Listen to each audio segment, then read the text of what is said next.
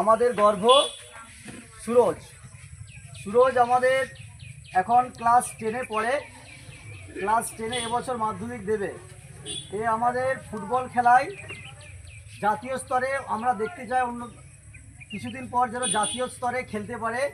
এই প্রতিভা যেন আমাদের গ্রাম স্তর থেকে উঠে যেন জাতীয় স্তরে যেতে পারে, আমরা যেন এর ছবি টিভিতে দেখতে পারি।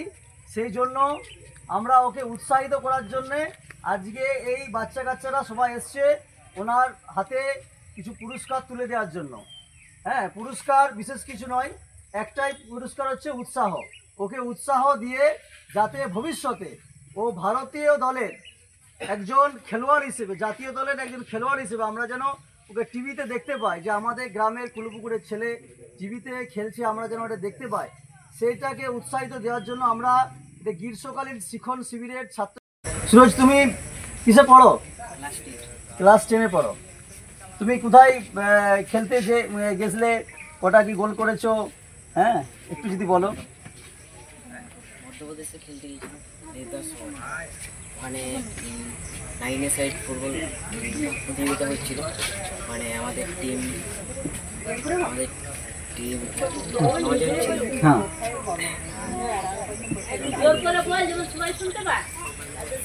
মোবাইলে দেখবে, মোবাইলে দেখবে তো। হ্যাঁ, 18টা টিম এসেছিল। 18টা টিমের মধ্যে 9টা টিমের মধ্যে খেলা হয়েছে আমাদের। 9টা টিমের মধ্যে আমি 4টা গোল দিয়েছিলাম। 9টা খেলায় 4টা গোল দিয়েছি। আমাকে বেস্ট গোল অ্যাটাকার দিয়েছে পুরস্কার। শ্রীলঙ্কার জন্য সিলেক্ট করেছে।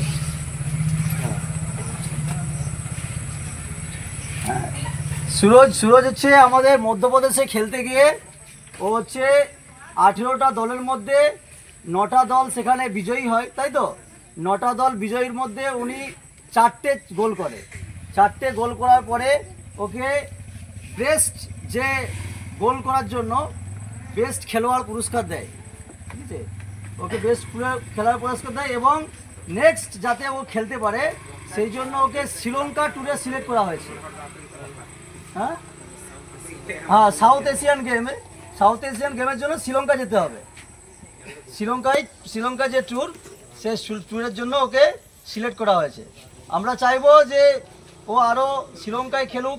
শ্রীলঙ্কার খেলার পরে এশিয়ান গেমস থেকে শুরু করে ভারতের জাতীয় স্তরে যে খেলাগুলো হয় সেই খেলায় সুযোগ পাক।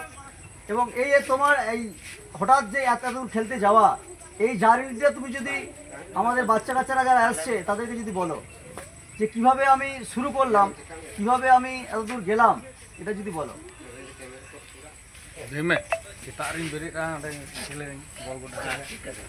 তুমি তো আমাদের পিয়ারডোবা স্কুলে প্রথম পড়াশোনা শুরু করেছিলে শুনলাম, তো সেখান থেকে উঠে এসে আমাদের স্কুলে কোথায় তুমি কোচিং করছো, এটা যদি বলো। আগে বিষ্ণুপুর স্টেডিয়ামে প্র্যাকটিস করতাম। ওখানে পয়সার জন্য ওখান থেকে মাগুরা গীতা স্পোর্ট একাডেমিতে ওখান থেকেই প্র্যাকটিস করে দীঘাতে ট্রায়ালতে গেছিলাম। মানে বেঙ্গল টিমের জন্য সিলেকশন হয়ে ঝাড়গ্রামে চলে যাই। 3 দিন ওখানে 3 দিন প্র্যাকটিস হয়। ওখান থেকে 9 তারিখে আমাদের মধ্যপ্রদেশের জন্য। তাহলে আমাদের গ্রামের ছেলে, এই হচ্ছে আমাদের সুরজের বাড়ি। আর এই যে সুরজের বাবা মা দিনমজুর, সে দিনমজুর খেটে যে বিষ্ণুপুরে পড়াতে মানে কোচিং নিতে পারবে না বলে তাকে কোথায় গেছিল, কোথায় গেছিল তুমি এখন? হ্যাঁ, মাগুরাতে এখন সে প্র্যাকটিস করছে। হ্যাঁ, তাহলে দরিদ্রর সঙ্গে লড়াই করে ও ভবিষ্যতে যাতে উজ্জ্বল ভবিষ্যৎ হয় সে লড়াই করছে। তার সঙ্গে তার বাবা মার অপরিসীম যে মানে খাটুনি আছে সেটা কিন্তু ভুলে গেলে চলবে না। ওর বাবা মা হচ্ছে মেন, ওকে যতটা সাপোর্ট দেওয়ার দিচ্ছে। এবং এই যে এই পরিবার থেকেও যে ফুটবল টিমে যাওয়া যায় তার দৃষ্টান্ত ভবিষ্যতে উদাহরণ হবে আমাদের সুরজ। তোমরাও এইরকম সুরজের মতো হতে চাও তো সবাই? কে কে হতে চাও? হাত তুলো।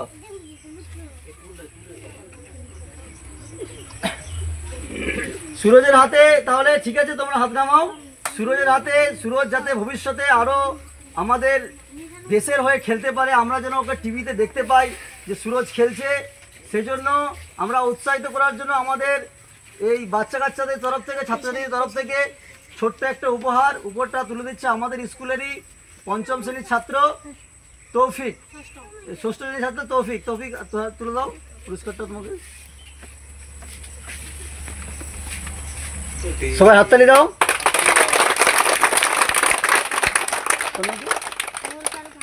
ওমর ফারুক তুলে দিচ্ছে কিছু ডায়েরি বা বই।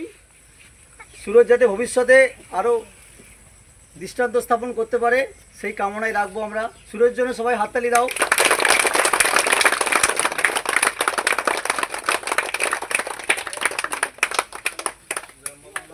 তুমি তো তোমার ছেলের জন্য কতটা গর্বিত বলো? আজকে এত মানুষ তোমার ঘরকে এসছে, তুমি কতটা গর্বিত? একজন বাবা হিসেবে তুমি কতটা গর্বিত?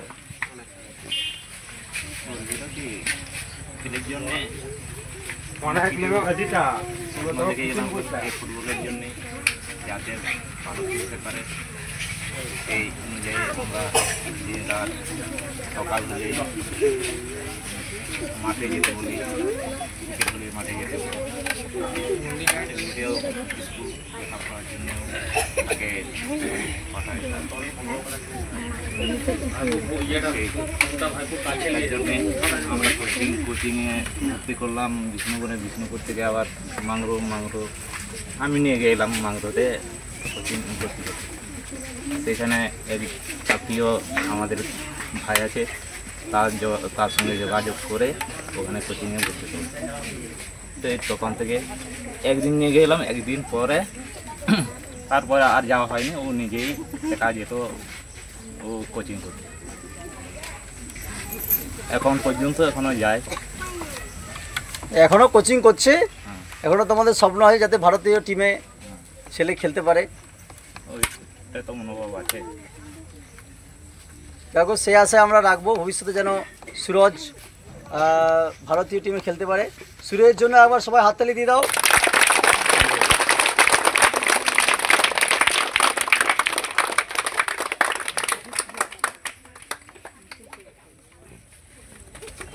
ছেড়ে দিও।